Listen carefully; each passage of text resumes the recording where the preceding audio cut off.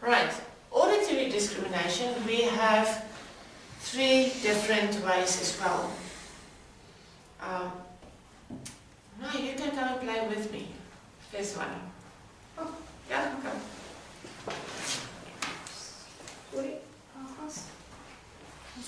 Right, so be on the video.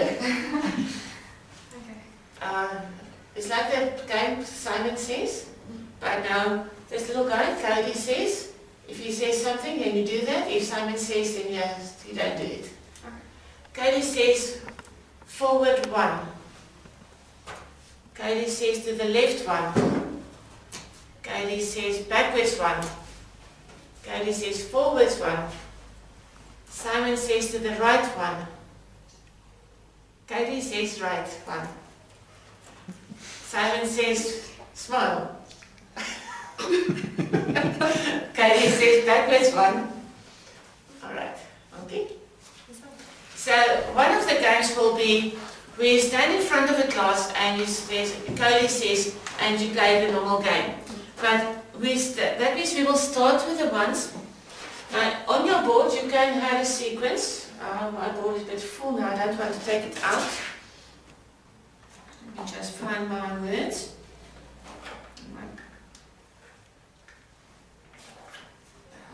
I'm going to put it on this one, okay? But you will do that on your big screen. And you will give a couple of commands then. So if it says, Cody says forward 1, then they can read. So that's the picture where they start reading the coding and they add the coding. So that's the first step where you will introduce the coding part. So they will say forward 1 or this one is extremely tight, or to the right, or to the backwards, or to the left. And there will be 1 step, so there can be 2 steps, 3 or 4. And that's where so you just change it and add a couple of steps on your big screen for them to read. So you will say forward 1, or this will be down to the left 1, and they will go like this.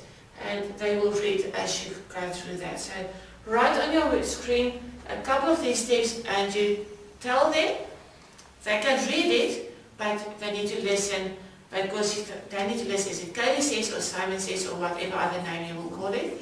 But if Cody says, then they need to move. So even if they see the picture, if they don't listen to the correct command on who's talking, they will not be able to respond correctly.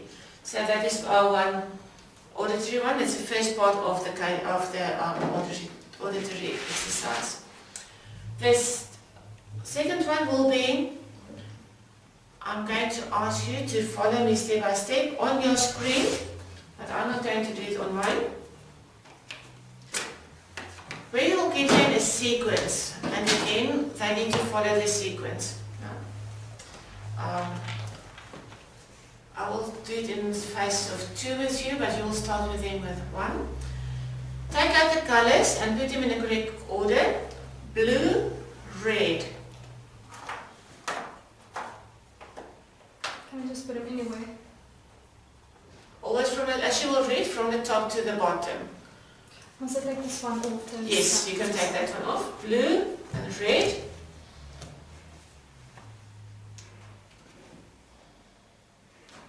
I should have left this one for last so I can clear my screen. I'm just going to go like this to have more space. Right, show me. Oh yeah, yours is not magnetic, okay. Yes. Right, you will show to them blue, red. As in this order that you read, from left to right, always from a long side up. Alright, it's blue and red. You can actually keep it inside your frame. Right, now clean it up and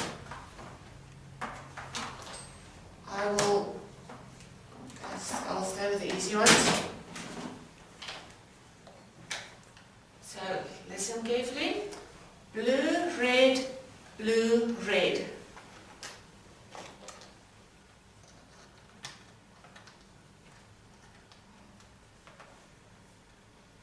Show me. Yes, okay, for some magnetic.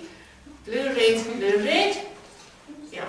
So you'll probably just, as a teacher, walk through the class instead of asking them to pick it up, because yours is not magnetic. And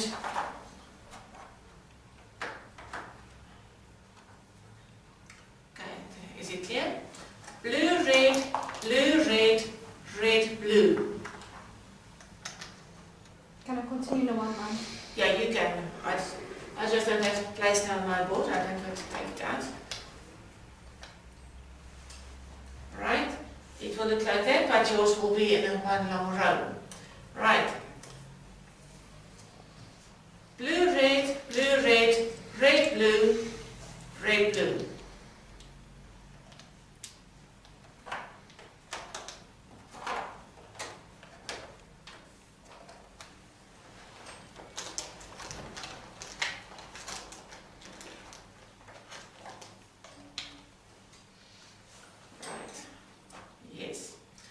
So, what will the next 4 colors be in that sequence? I'd say blue, red. Yes, because blue, red, red, blue, red, blue, then you start again blue, red. So you can make your own sequences there. I did give you some examples in my book, but it can be, don't take the sequence more than 5 colors, single colors, and then you have to follow the scene. Either going down, blue, red, yellow, white, green, then it goes blue, red, yellow, white, green, blue, red, yellow, white, green, or it can be blue, red, yellow, white, green, green, white, green, or you just go backwards. So you can do that, but don't give them 20 different colors to remember, or that will not be possible for them to do. They cannot remember more than 3 or maybe 4 colors in a sequence, and then you just go backwards or in the same order to make it easy for them. At the end of the year, it should be possible for them to remember 20 colors in a row, but with a pattern inside.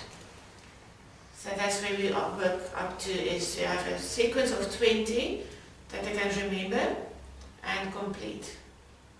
But never more than 4 or 5 colors at a time that has a sequence.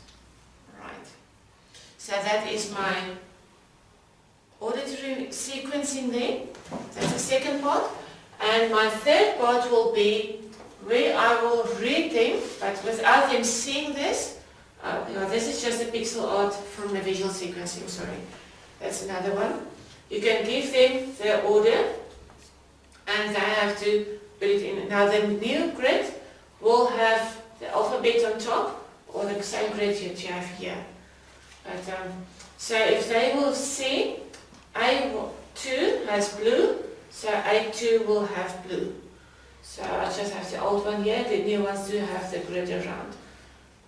You must just check this afternoon in your box if you have the new one with the grid. If not, I need to replace that. I can't remember now if I put the new one in your box. Alright. So auditory, I will read to them. A2 will be blue. So in your case, I'm going to read it for you. B2, but you may not see this picture now, or either one of them. B2 will be blue. So I'm going to close it out.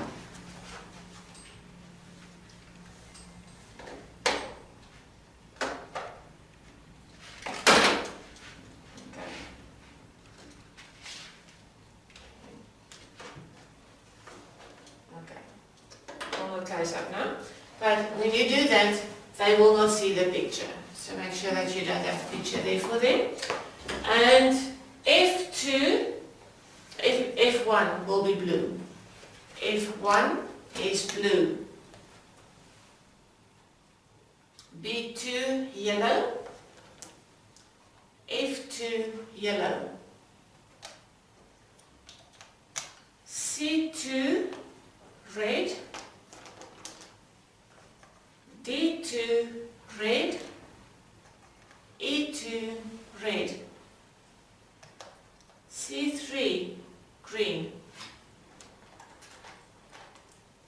D3 green, green.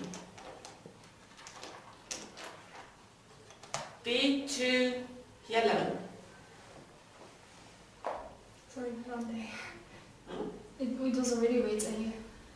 Now B2, Yellow, yes. B2 is yellow and F2 is yellow. B4 yellow, F4 yellow. C4 red. D4 red. E4 red. So this is the way that you will continue with that until you have completed the whole picture. I'm not going to go through the whole thing, but you just read in the grid and I put it in on these. So this is how we will give it to you. It will also be in your handbook, so you don't have to put it on the board for them when you do the auditory one. It will also be in your handbook.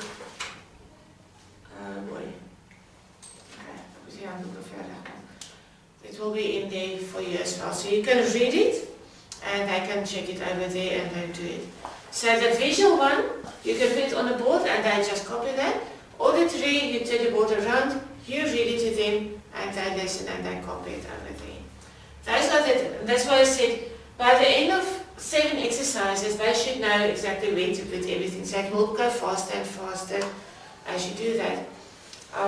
You don't have to do all 7 of them in a week.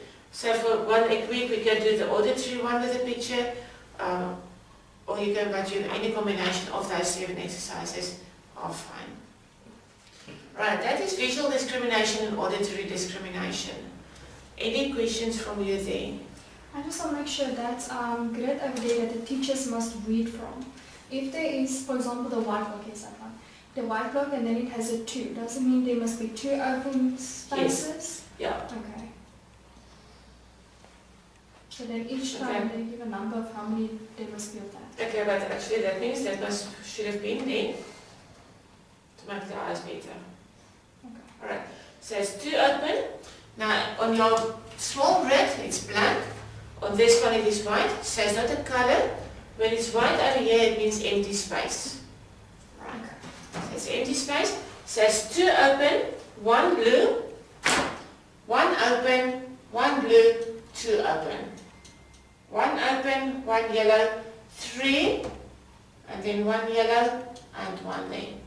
So the white ones over there means it is an empty space. But thank you for that one. It's good. Okay. Thank you. Alright, anything else? No, that's it. Thank you. Right. Now, the reason behind auditory and visual is everything is just a, if you need to program a robot eventually, the teacher will tell you, just like we did now here, go forward, turn, forward, turn, forward, turn, or tell your robot where to drive. Then they need to be able to listen and understand what you say and complete the steps. Later on, they will, in the next exercise, there will be places where you will guide them with your robot or your little mascot to drive a specific place.